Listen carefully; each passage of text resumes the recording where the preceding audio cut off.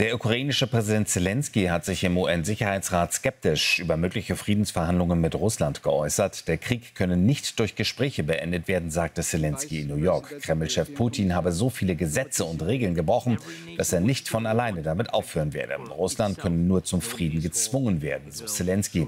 Der russische UN-Botschafter meinte dagegen, unter Selenskyj sei die Ukraine zu einer, Zitat, Ein-Mann-Diktatur geworden.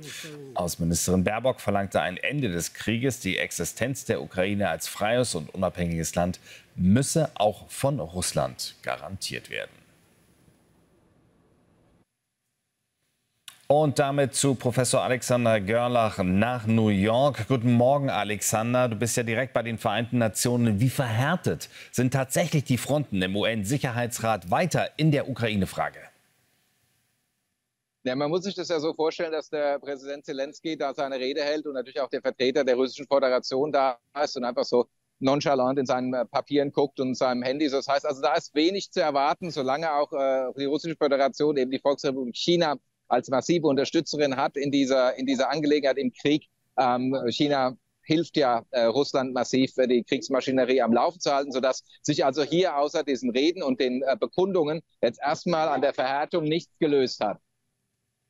Nun haben wir vor der UN-Vollversammlung ja auch US-Präsident Joe Biden mit seiner vermutlich letzten Rede vor diesem Gremium gehört. Er hat einen Rundumschlag gemacht. Alexander, wie fällt denn dein Fazit zu dieser Rede aus?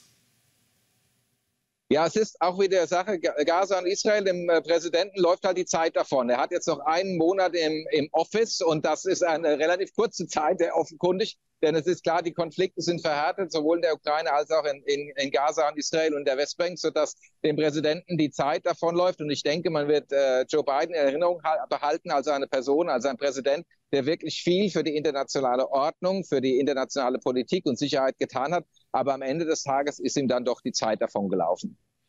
In dieser Woche wird ja Biden noch mit Selenskyj im Weißen Haus zusammentreffen. Da wird auch Kamala Harris mit dabei sein, die Vizepräsidentin, die amtierende und designierte Präsidentschaftskandidatin der Demokraten. Also was ist da zu erwarten für die Ukraine, auch was die weitere Unterstützung angeht?